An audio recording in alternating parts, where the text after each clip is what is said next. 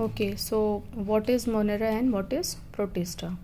In prokaryotic organisms belongs to Monera and eukaryotic organisms belong to Protista. So, what is prokaryotes or prokaryotic organism? Prokaryotic organism means those organisms in which there is a nuclear membrane is absent, and eukaryotic means those organisms in which nuclear membrane is present. Okay, so the example of binary fission is amoeba, paramecium and bacteria. Bacteria belongs to Monera because it is a prokaryotic organism. In this, nuclear membrane is absent. Now the second point is budding. It also occurs in single cell organism like yeast. Budding is also occur in single cell organisms, and the example of budding is yeast. So from the diagram it will be clear for you all how they divide and how they reproduce and divide into two daughter cell or daughter nuclei. So first one was binary fission. So if I am taking the example of amoeba, so when there is a division takes place or when there is a reproduction takes place, then the two daughter nuclei form of exact the same copy of its parent, and all these occurs in a single cell organism and single parent is involved in asexual reproduction. Now the second one was budding. Example was yeast.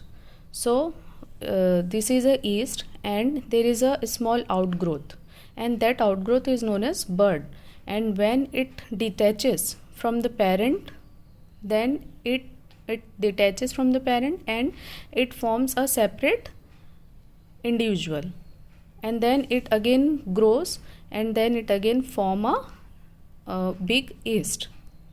So in this way budding takes place. In this way division takes place in budding.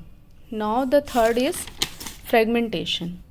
Fragmentation means it is a form of asexual reproduction or cloning in which an organism is split into fragments, develop into mature, fully grown. It is also known as splitting. Example, planaria. So you can see here example is planaria and fragmentation occurs. So this is a organism, planaria, and when the division takes place, when the reproduction takes place, it splits into two daughter nuclei, and this is the process is known as splitting because it is divided into two parts. It is divided into fragments. That's why it is known as fragmentation.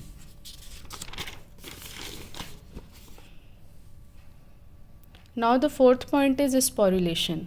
Asexual reproduction also occurs through formation of specialized reproductive structures like spores, and the most common spores are zoospores and conidia. So what is sporulation? Sporulation is asexual reproduction which is occur in the reproductive structure in the form of spores. There are small spores in their reproductive structure, and that formation is known as sporulation.